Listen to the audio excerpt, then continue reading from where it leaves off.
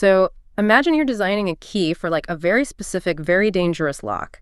You make 1 million copies of this key and you distribute them to open 1 million identical doors. But when you try to turn the keys, 40% of the doors just refuse to open. The lock is exactly the same. The key is the same, but the door just stays shut. It's a massive biological puzzle. And today we are looking at a 2026 leukemia study that finally explains why this happens. Why targeted cancer therapies sometimes completely fail, even when they hit the exact right target. It's an incredible study, honestly. It completely shatters that comforting narrative we have in modern medicine. You know, we used to think that if we found the broken genetic code causing a cancer and just patched it with a highly specific drug, the system would just run perfectly again. Right, like fixing a bug in software. Welcome to this deep dive, everyone. Today, our mission is to unpack a literal masterclass in cellular mechanics. It was published in Nature's NPJ Precision Oncology by Stroif and colleagues, and we are exploring the bone marrow of patients with acute myeloid leukemia, or AML. For you listening, AML is this fast-moving, really aggressive blood cancer. It starts in the bone marrow, and it basically forces the body to overproduce immature white blood cells until they just, well, crowd out all the healthy ones. And historically, survival rates for AML are tough, especially for adults over 60. But about 1/3 of all AML patients share this very specific genetic culprit. It's a mutation in a gene called FLT3. Yeah, I saw FLT3 all over the notes, along with some pretty heavy acronyms, ITD and TKD. Let's make sure we ground this right away for everyone. What do those actually mean for the physical shape of the cell's receptor? Right, so it's all about how the cell receives the signal to grow.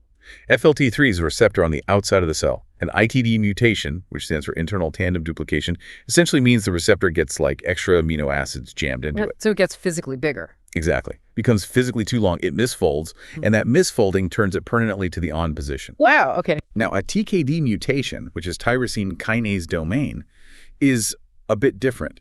It mutates the actual engine of the receptor, the active site, locking it into the on position as well. Okay, so either the receptor is physically too long or the engine is just jammed. Both result in what I kind of pictured as a stuck gas pedal in a car.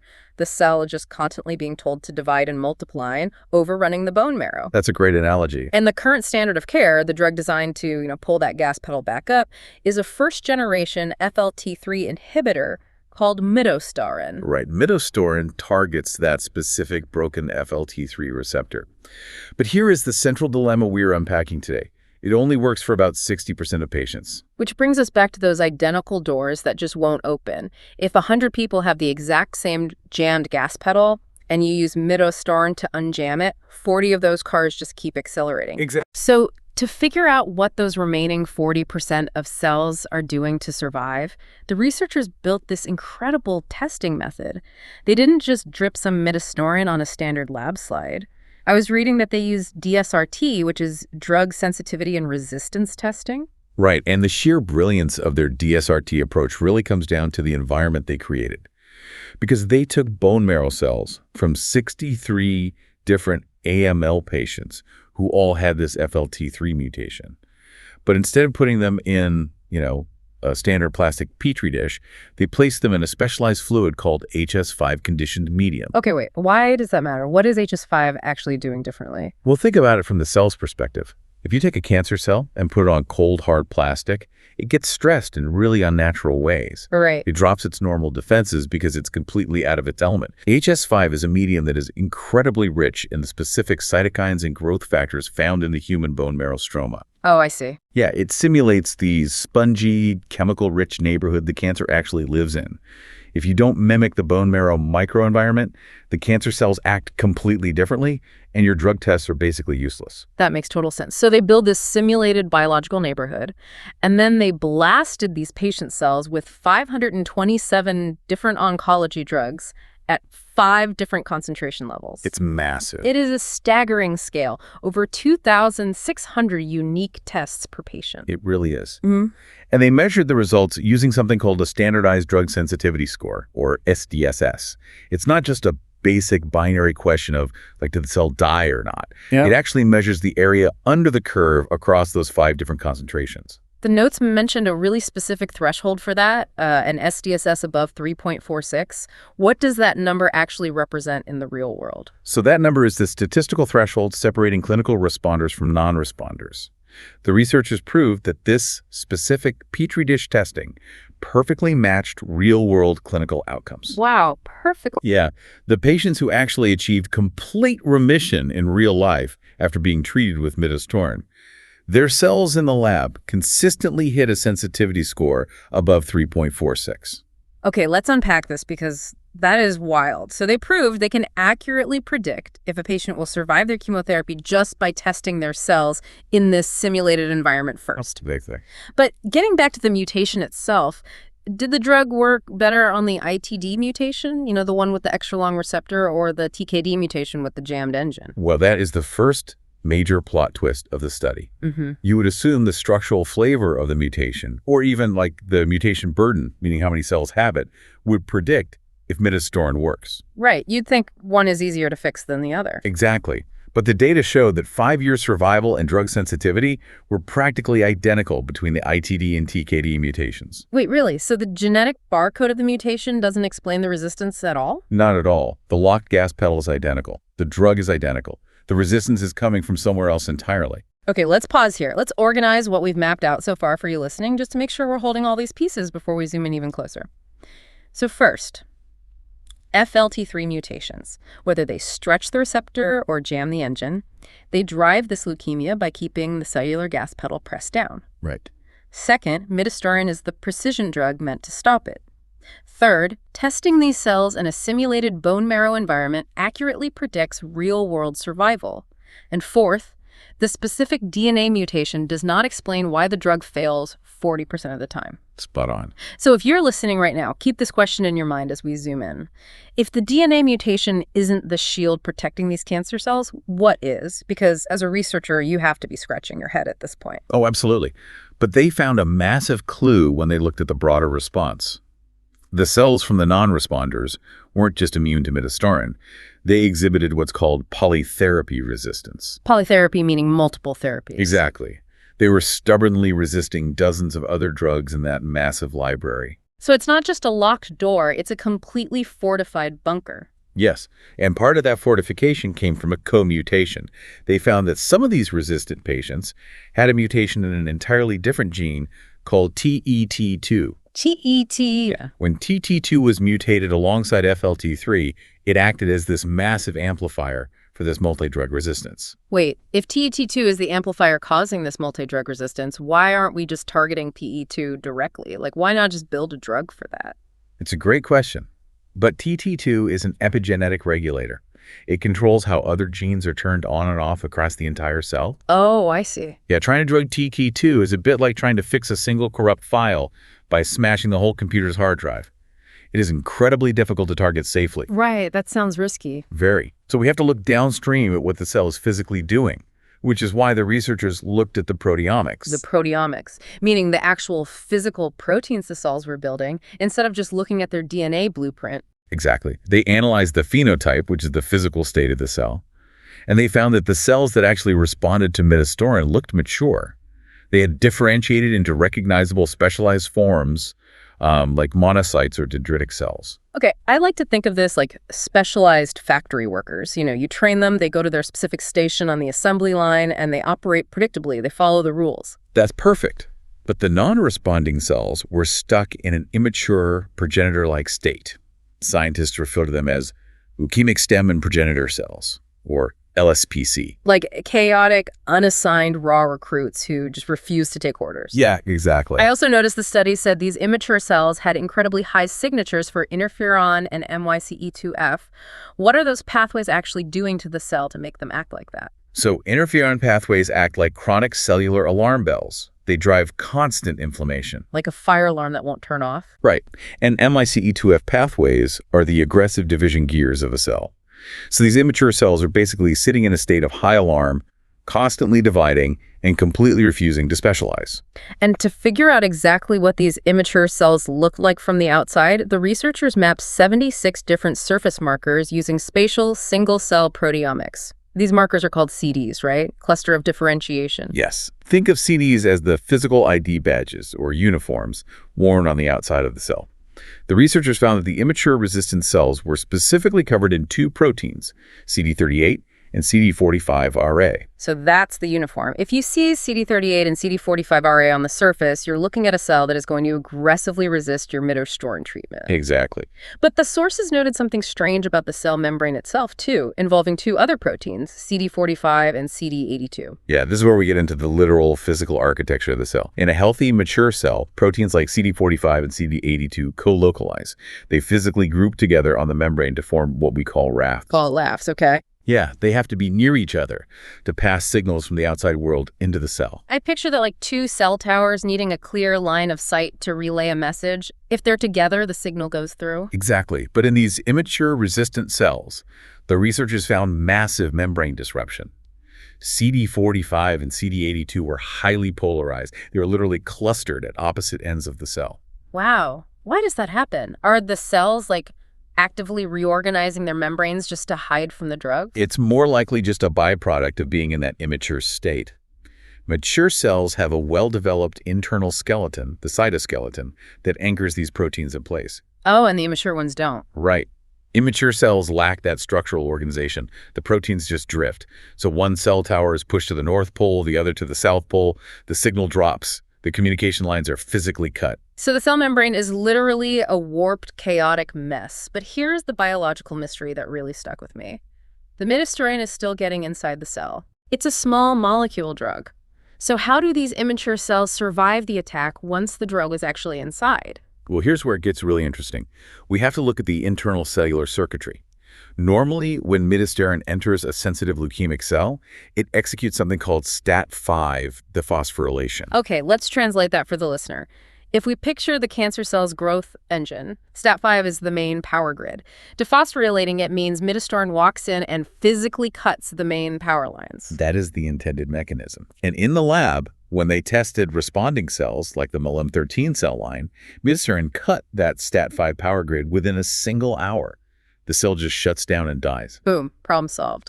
But the resistant cells, the PL21 cell line, they did something completely different. They performed a massive signaling shift. Midostaurin walked in, blocked the FLT3 receptor, and tried to cut the STAT5 power grid.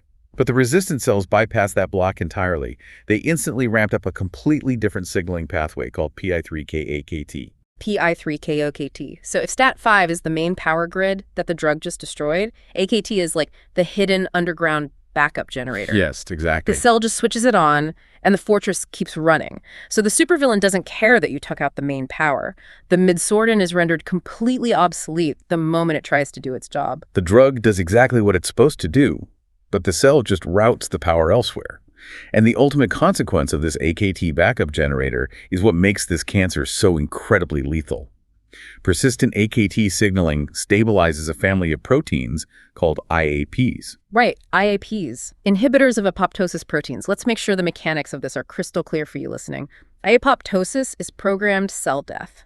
It's the self-destruct button that every single cell has when it gets too damaged or mutated. And IAPs literally inhibit that self-destruct button. By powering up the AKT generator, the resistant cells crank up the production of these IAPs. Simultaneously, they lower the levels of pro-death proteins inside the cell, specifically one called Diablo or SMAC. Diablo is such a great name for a pro-death protein. Yeah, it really is. So the cell suppresses the Grim Reaper protein, Diablo, and cranks up the inhibitor proteins, the IAPs. It essentially builds an apoptotic shield. It becomes an immortal zombie. The drug is chemically screaming, die, but the cell physically cannot execute the death command because the mechanism is blocked. The signaling shift guarantees their survival. It's a brilliant, terrible adaptation. Okay, let's take a breath. We need to do our second mini recap before we look at how the researchers fought back against this. Let's lock these 4 concepts in for you listening.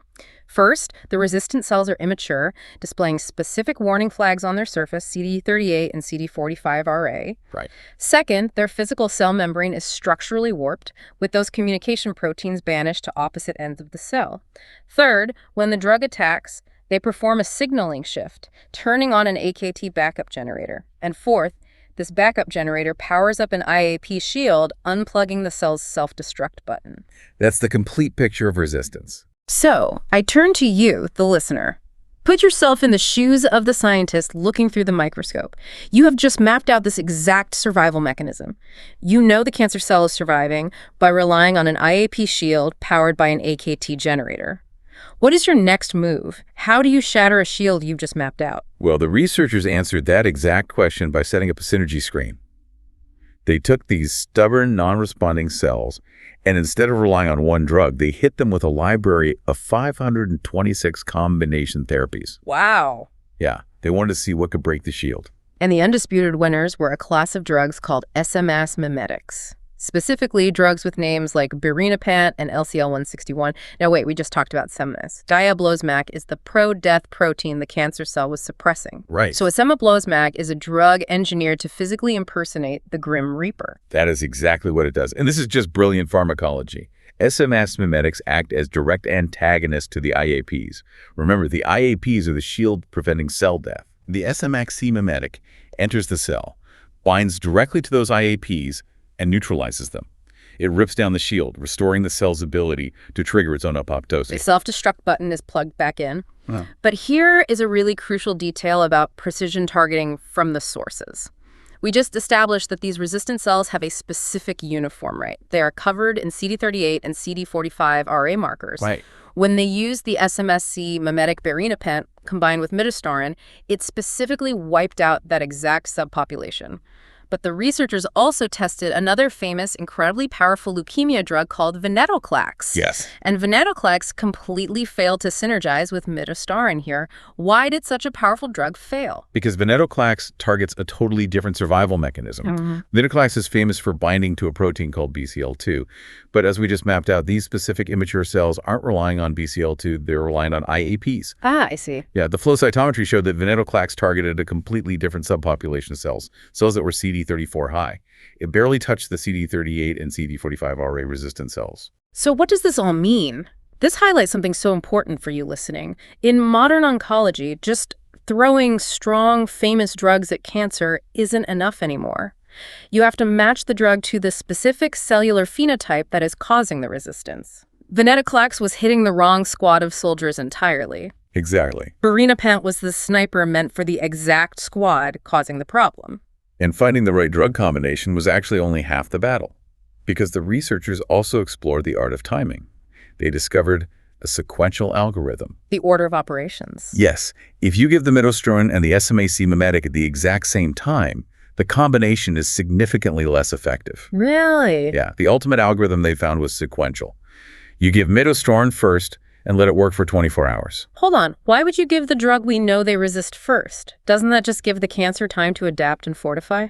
It does, and that is exactly the point. You are forcing the cancer's hand. Giving midostaurin first stresses the cell. It forces the cell to abandon its normal STAT5 pathways, frantically shift over to that AKT backup generator, and build that IAP shield. Oh, wow. You literally push the cell into a corner where it becomes entirely dependent on that shield for its survival. That is incredibly devious. You stress them out so they put all their energy and resources into holding up this specific shield. And then 24 hours later, you deliver the SMSC mimetic to shatter the exact shield they're leaning on. And without the shield, the cell collapses. Cell death is triggered far more effectively than if you had just hit them with both drugs simultaneously. It's a biological 1-2 punch. Now, as we wrap up, there is one final mind-bending takeaway from the sources that we absolutely have to talk about: the FLT3 wild-type twist. This finding genuinely challenges how we view targeted therapy as a whole. Midostaurin is famous specifically because it treats the FLT3 mutation. That is its entire reason for existing. But the researchers tested midostaurin on patient cells that didn't even have the FLT3 mutation. They call this the wild type. Right. And the drug still worked. As long as those cells had that mature, differentiated factory worker phenotype we talked about earlier, the drug was effective. Think about the implications of that. Functional drug sensitivity isn't just about reading a patient's DNA barcode and saying, you have mutation X, therefore you take drug Y. It is an incredibly complex interplay between the genetics, the literal physical shape of the cell membrane, the phenotype, and how that cell rewires its survival circuits in real time. If we connect this to the bigger picture, we are way past the idea of a simple laser-guided missile, which leaves us with a final provocative thought for you to mull over. If cancer drugs like Midostaurin don't just passively kill cells, but actively force tumors to rewire their survival pathways in real time, well, should we stop thinking of chemotherapy as a one-time strike? That's a fascinating question. What if the future of precision medicine is treating cancer exactly like a chess match, where the first drug you give isn't actually meant to kill the tumor at all, it's just a sacrificial pawn designed to force the cancer to move into a trap so the second drug can deliver the checkmate? It requires a massive paradigm shift. We have to move from a mindset of sheer eradication to one of calculated manipulation. A completely new way to fight. Thank you for joining us on this deep dive into the cellular mechanics of leukemia. Keep questioning the world of precision medicine, and we'll catch you next time.